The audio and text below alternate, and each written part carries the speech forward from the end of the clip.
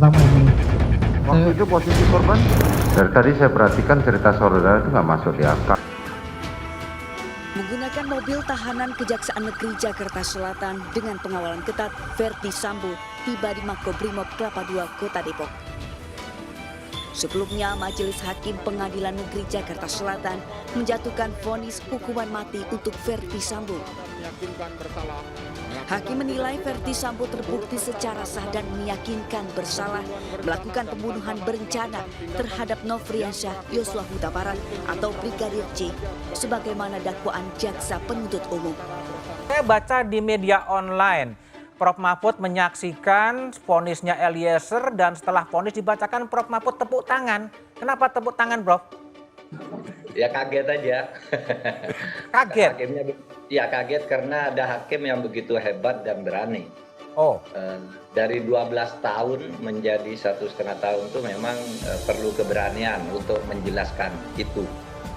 Saya sendiri dalam wawancara sebelumnya yang seperti di viral melalui Uya-Kuya itu kan saya bilang kira-kira yang layak tuh 4 tahun lah, 4 tahun atau di bawah 5 tahun lah gitu kan, itu kan wawancara sih beredar. Oke. Tetapi kalau 12 tahun itu enggak benar menurut saya kan begitu. Tapi jatuh 1,5 tahun loh, hebat bener. Dan menurut saya konstruksi hukum, konstruksi peristiwa yang dibangun oleh hakim itu luar biasa. Semua dipertimbangkan yang muncul dalam sidang, segi-segi psikologisnya, sosialnya, politisnya muncul semua di situ dari berbagai kontroversi, lalu mereka bisa mengambil kesimpulan dengan begitu berani dan kompak gitu ya, dengan penuh keyakinan. Nah, bagi saya surprise sehingga saya langsung bertepuk tangan pada waktu itu. Tepuk tangan itu bukan sesuatu yang patut dirayakan gitu, ada hakim yang kemudian bisa mandiri, bisa independen gitu? Takut dirayakan apa enggak, karena saya surprise saja gitu, hebat ini gitu. Nah, kalau mau ada yang merayakan bagus, karena ini berarti gini, kita ternyata punya hakim-hakim yang bermartabat, menjaga marwah seperti itu di tengah peristiwa besar, kasus besar yang seperti ini. Itu tidak mudah loh, karena berbagai godaan, ancaman masuk. Bisa ancaman suap, bisa ancaman fisik, bisa ancaman karir, dan sebagainya. Dalam kasus-kasus seperti ini biasa terjadi hal seperti itu. Jadi saya katakan hakimnya ini hebat ini. Berarti iya, saya kira kita perlu masa depan hakim-hakim yang mulai dari muda itu, dari pengadilan negeri itu sudah bersikap begitu.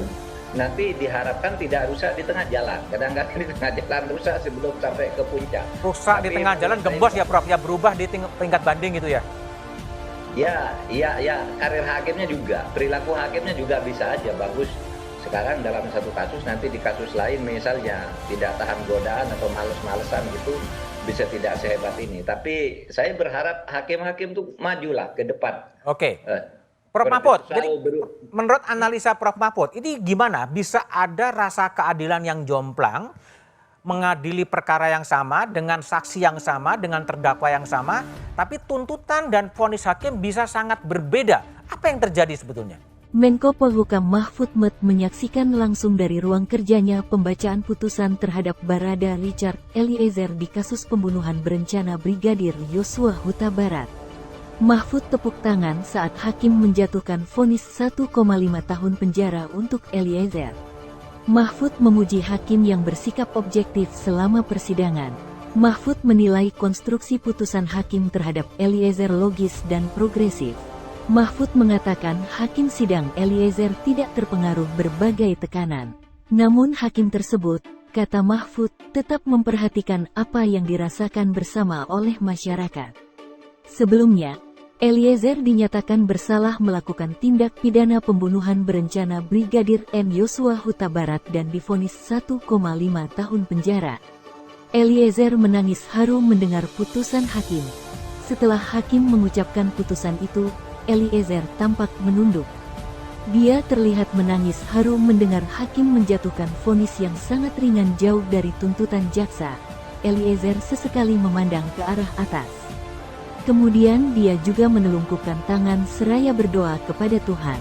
Sementara itu, Kepala Divisi Humas Mabes Polri Irjen Pol Dedi Prasetyo menilai putusan Pengadilan Negeri Jakarta Selatan terhadap Ferdy Sambo harus dihargai semua pihak. Terpisah pengamat kepolisian Institute for Security and Strategic Studies, ISESS, Bambang Rukminto berpendapat putusan hukuman mati ini tentunya bukan prestasi Polri dalam penegakan hukum. Karena, kata Bambang, meski proses penyidikan secara prosedural harus melalui kepolisian karena kewenangannya, kasus ini terbongkar karena ada desakan dari masyarakat.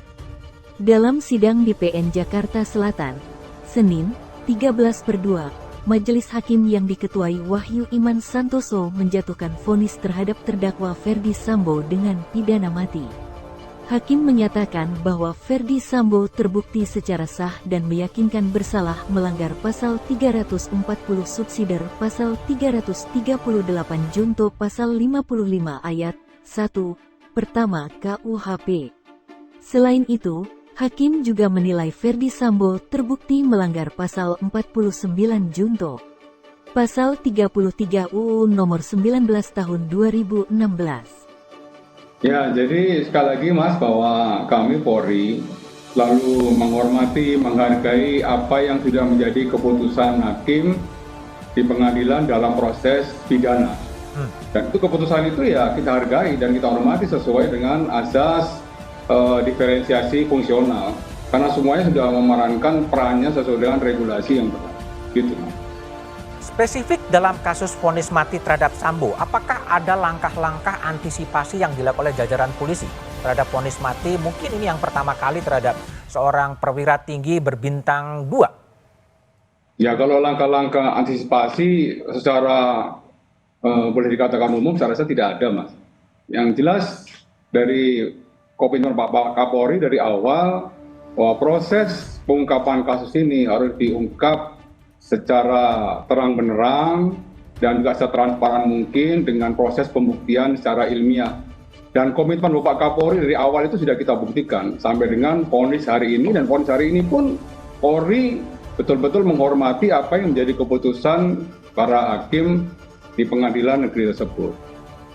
Tidak ada semacam kekhawatiran atau langkah antisipasi kalau memang orang-orang yang loyal dengan Sambo melakukan perlawanan balasan gitu?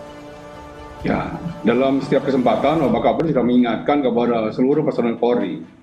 Ya, Bapak Kapolri sudah tidak ada lagi istilahnya harus mengingatkan 2 kali lagi.